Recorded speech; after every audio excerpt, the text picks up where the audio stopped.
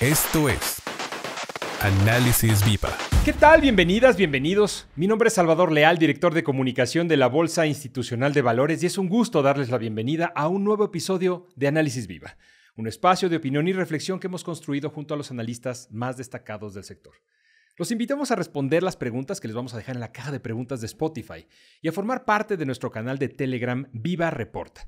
Para encontrarlo, solo tienen que ir al apartado de búsqueda ahí en la aplicación de Telegram, dirigirse a canales y escribir Viva Reporta.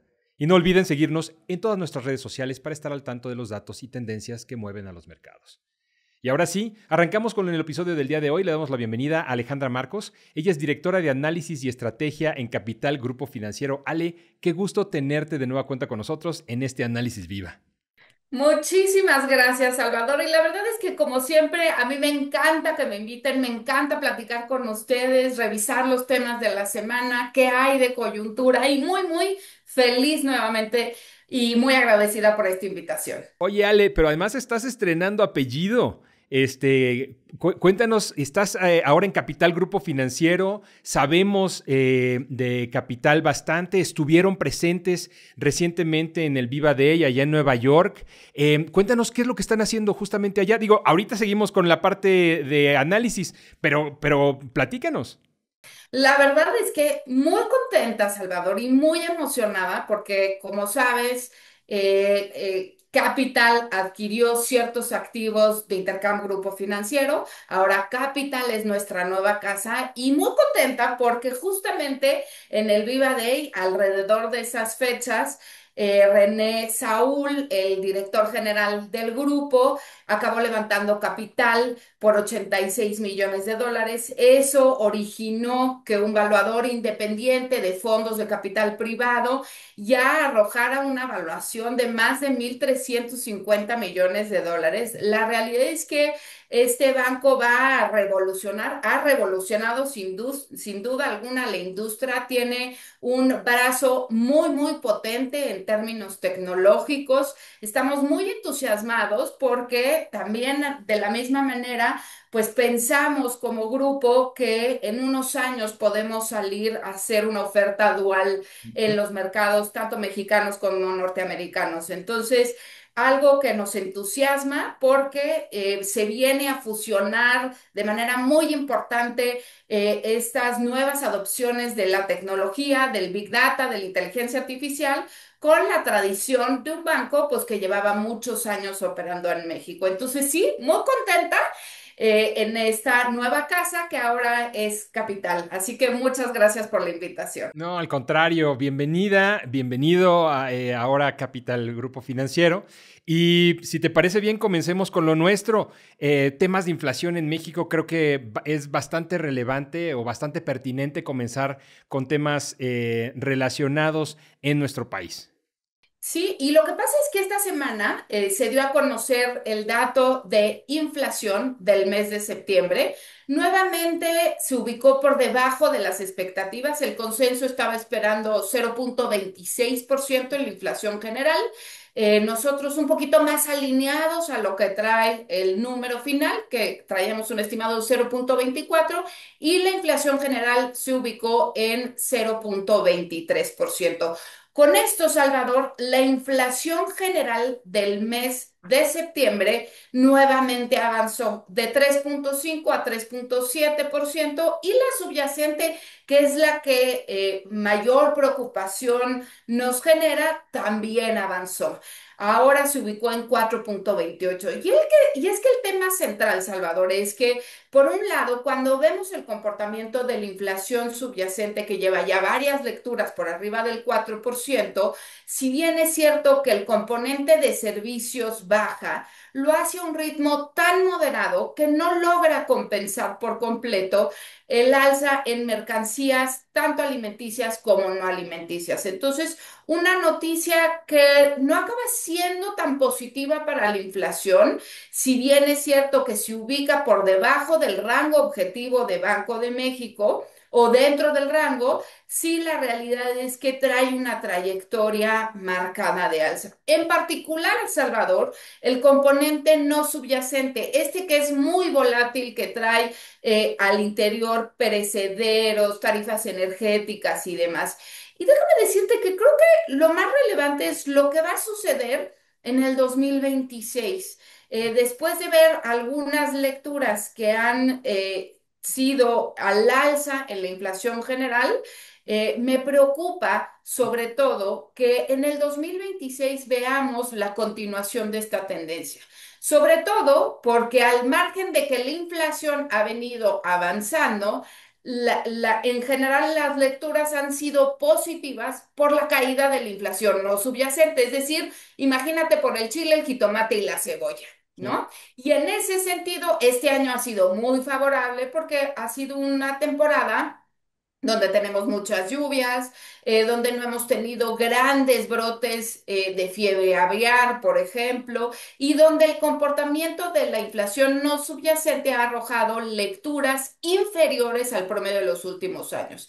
Así que, Salvador, ¿qué crees que es lo que pasa el próximo año cuando tengamos a lo mejor un entorno un poco más normalizado en términos a lo mejor de la inflación no subyacente? Y que continuemos con presiones en mercancías, en alimentos o en mercancías no alimenticias y en servicios. Creo que el reto hacia adelante para Banco de México en ese sentido va a ser observar muy, muy de cerca todos los componentes de la inflación para tomar las posiciones futuras de las decisiones de política monetaria. Oye, lo dices y lo dices bien, que creo que Banxico va a tener que tener una labor de malabareo mucho más sofisticado. Pero antes de llegar a lo que tenemos de Banxico, porque tenemos minutas de Banxico, ¿por qué no nos platicas un poquito acerca de las cifras de empleo que también tuvimos en estos días? Y es que creo que esa es una muy mala noticia, Salvador. Creo que es cierto que durante todo este año hemos visto una debilidad importante en el empleo formal, en los puestos de trabajo creados en el Instituto del Seguro Social. Para darte una idea, en este último mes se crearon poco más de 100,000 puestos de trabajo, 124,000 puestos de trabajo. De enero a septiembre llevamos la creación de 333,000, pero mucho de esta creación de empleo se debe a esta prueba piloto de la incorporación de los trabajadores con respecto a las plataformas digitales, Ah, Didi, Uber y demás. ujú, ujú. Cuando excluimos eso, porque eso al final de cuentas no es una creación de empleo formal tal cual, es solamente la formalización de estos empleos, pues nos damos cuenta, perdón, que estamos en el nivel de empleo más bajo desde el 2020. O sea, Wow. para darte una idea, en los últimos 12 meses, la creación de puestos de trabajo formales en México es de 90,000 puestos de trabajo. Y además, otra mala noticia es que los patrones, es decir, que las empresas afiliadas al IMSS, llevan 17 meses de caídas consecutivas. Los patrones mes a mes han venido cayendo y esto un poco, Salvador, se liga con el tema de la debilidad de la demanda interna. De hecho, la semana pasada teníamos los datos de consumo privado y para el último mes, el mes de julio, pues cayeron en 0,1%. Los datos de empleo en general que conocimos esta semana solamente vienen a reforzar la expectativa de que la demanda interna en México se encuentra pues débil y que la economía muy probablemente en el tercer trimestre del año pues nuevamente enfrente un periodo de estancamiento. Foco amarillo ahí para temas de empleo. Te platicaba yo que tuvimos conocimiento de las minutas de Banjico, esta pues manera de que el Banco Central comunica lo que se discute en las reuniones de política monetaria y que nos permite ver con ciertas reservas, pero nos permite ver de manera bastante transparente qué es lo que se discute, qué es lo que se platica allá adentro, cómo estuvieron en esta ocasión, Ale. Y mira, la realidad es que súper vale la pena a lo mejor tomar unos minutos para discutir, porque acabamos justo de hablar de la inflación, que tiene lecturas un poco mixtas. La general abajo de este 4% que está dentro del intervalo de Banco de México, la subyacente por arriba, pero aún así las minutas lo que señalan es la disposición de la Junta de Gobierno a seguir holgando las condiciones monetarias en nuestro país. En otras palabras, Salvador, lo que estoy tratando de comunicar es que bajo la óptica de las lecturas, las minutas que nos dieron a conocer esta semana, pues muestran que Banco de México va a seguir recortando la tasa de referencia. Y para darte una idea, pues algo que no va a tomar a nadie por sorpresa, porque de hecho esta misma semana en la encuesta de Citi México, el 100% de los analistas está esperando que la próxima reunión de política monetaria, finalmente Banco de México también recorte la tasa de interés. Nosotros en Capital lo que pensamos es que además de este próximo recorte, en la reunión de diciembre también van a implementar un recorte adicional de 25 puntos base para llevar la tasa de referencia en 7% este año. Y la pregunta es, bueno, Alejandra, ¿y el próximo año, no? ¿Qué esperas, considerando que la inflación eventualmente va a repuntar? Y creo que muestra la Junta de Gobierno una clara disposición a seguir recortando y muy probablemente durante la primera mitad del 2026 también veamos recortes adicionales, de tal manera que la tasa de referencia para el final del 2026 pudiera ubicarse en 6,5%. Sin embargo, y creo que vale la pena señalar que mucho de esto dependerá del camino desinflacionario. Si estamos pensando que la inflación eventualmente pudiera regresar a 4% para finales del 2026 y la subyacente permanecer alrededor del vecindario del 4%, pues por más dispuesta que esté la Junta de Gobierno a llevar la tasa a un terreno de mayor neutralidad, pues no le va a ser tan posible considerando que va a estar en la parte límite superior del objetivo de banco de la propia Junta de Gobierno. Creo que vale la pena aquí señalar un último comentario con respecto a las minutas. Hay mucha discusión al interior. Por supuesto que ninguna decisión de política monetaria está predeterminada. Sin embargo, sí creo que como la Reserva Federal finalmente está reanudando el ciclo de recortes, eso también le brinda cierto espacio a Banco de México de hacer lo propio en las siguientes reuniones programadas, al menos para el cierre de este año. Y del otro lado de la frontera, en temas de la Fed. Justamente esta semana también se dieron a conocer las minutas de la última reunión de política monetaria. Y aquí te diría, Salvador, que al igual que en México, en donde ninguna decisión está predeterminada, sí hay un sesgo clarísimo a recortar.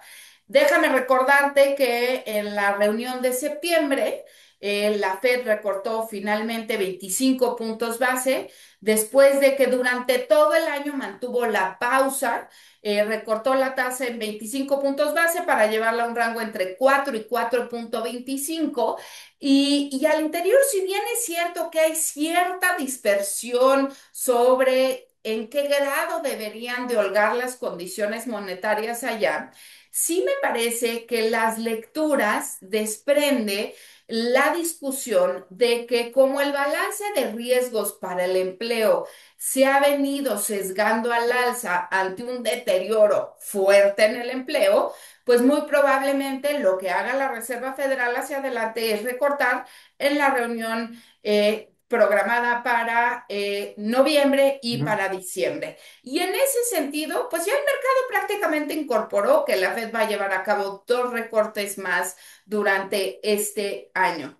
Creo que al final de cuentas, lo único que podría poner en tela de juicio estos recortes hacia adelante es que, como sabes, hasta el día de hoy sigue el cierre del gobierno norteamericano, dado que ni demócratas ni republicanos se ponen de acuerdo con respecto al techo de endeudamiento.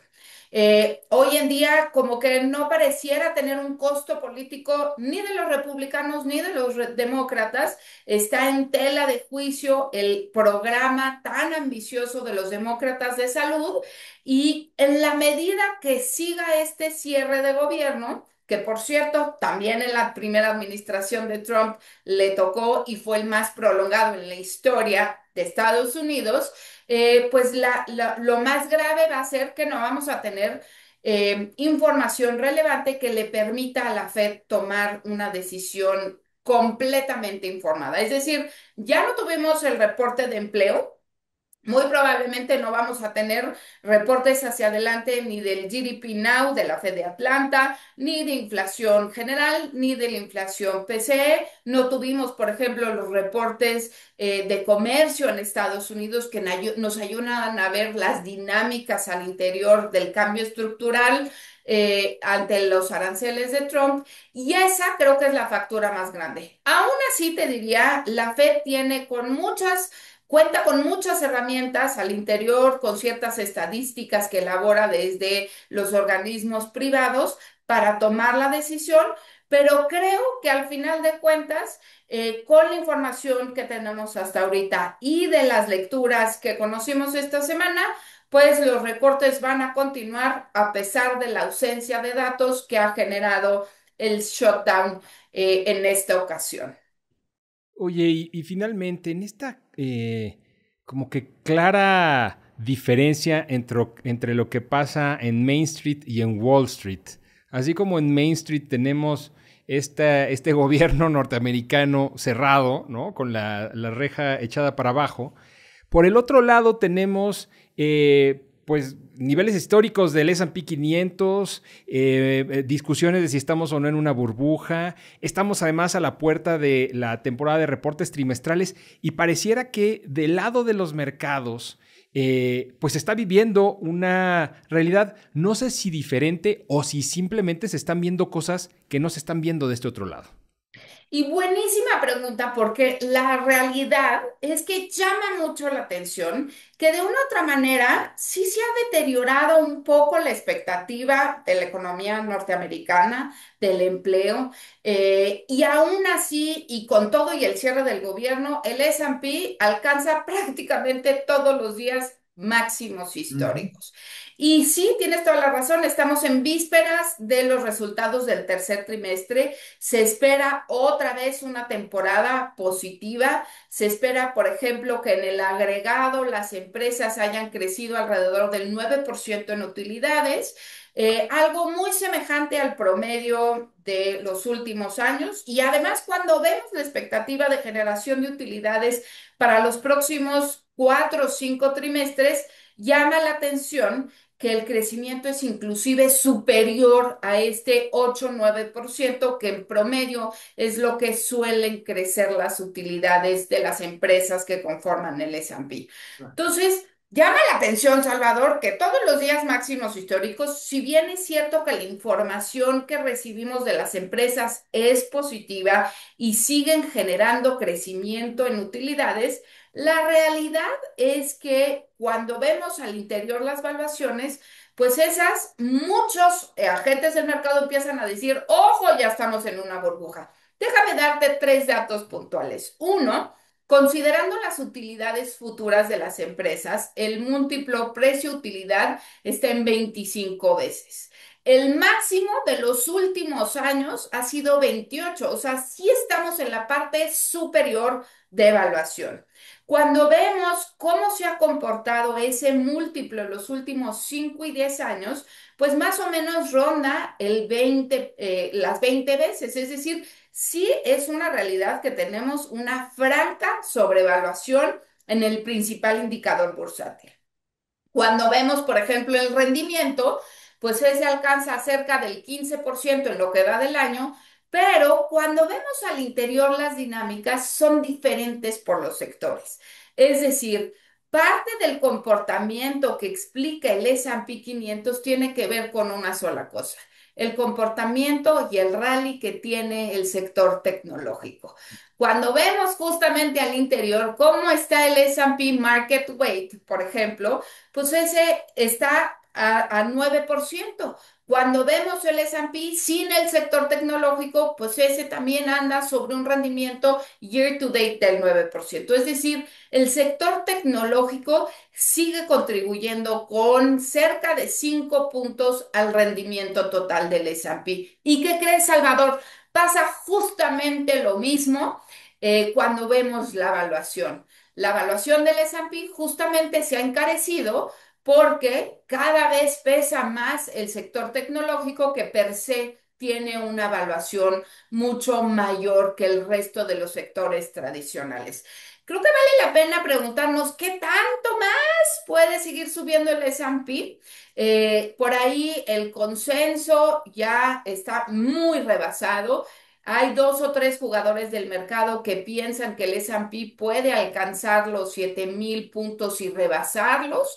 El tema es hasta qué momento vamos a ver a un mercado dispuesto a seguir pagando valuaciones que, justificadas o no por el sector tecnológico, siguen siendo elevadas. Un último comentario, me parece. Creo que nadie sabe bien a bien qué va a pasar con el S&P. Sí es cierto, hay quien dice que estamos en una burbuja, pero sí es una realidad que hay 2 factores que siguen alimentando los precios. Uno, la fuerte generación de utilidades, y la segunda tiene que ver con la expectativa de la continuación de recortes por parte de la Reserva Federal. ¿Cuánto más durará este rally en los mercados? Y además, ¿qué crees? Ya nos estamos acercando al Christmas Rally. ¿Habrá o no habrá? Claro. Fíjate que está bien interesante lo que dices. En la semana leía un reporte que iba incluso un poquito más lejos de lo que tú estás diciendo, en donde decía que la economía norteamericana casi que en su conjunto estaba siendo jalada hacia arriba, ya no digas por el sector tecnológico, sino por las empresas con AI, que es la inteligencia artificial el factor dentro de este sector tecnológico, el que está distorsionando esa lectura en términos económicos y que está pintando una realidad que no necesariamente es la realidad de veras, ¿no? Y déjame darte un último dato súper interesante con respecto a eso. Dentro de las minutas, con respecto a la postura de la Reserva Federal, que también la dijo Jerome Powell en su conferencia de prensa, habla que muy probablemente la inteligencia artificial está teniendo un efecto puntual en la creación del empleo. No nada más se trata de las dinámicas netas negativas anti-inmigrantes, sino que cada vez había más evidencia que la inteligencia artificial estaba jugando también un factor toral en esta relativa debilidad del empleo. Así que súper atentos porque no nada más es Main Street, no nada más es Wall Street, es el comportamiento en general y las bases de lo que van a dictar la estructura de la economía norteamericana y te diría mundial de cara a la siguiente década. De acuerdo. Ale, pues muchas gracias por habernos compartido este análisis y perspectiva con nosotros y sobre todo por acompañarnos en este episodio de la 6ª temporada de Análisis Viva, en tu nueva casa de Capital Grupo Financiero. Muchas gracias, Salvador, y de verdad un gusto, como siempre, poder repasar todo lo que ha pasado en estos días. Ella fue Alejandra Marcos, directora de Análisis y Estrategia en Capital Grupo Financiero. Si les gustó este episodio, los invitamos a dar un like, a dejar una reseña y compartirlo con sus contactos y amigos. Su apoyo nos ayuda a seguir creciendo y acercarles el mejor análisis económico y financiero. La producción de este podcast estuvo a cargo de Rogelio Unzueta, con el apoyo de nuestros ingenieros en audio y video, Héctor García y Omar Vieira. Yo soy Salvador Leal y esto fue Análisis Viva. Nos escuchamos en el próximo episodio. La Bolsa Institucional de Valores presentó Análisis Viva. Suscríbete a nuestro podcast y síguenos en todas nuestras redes sociales.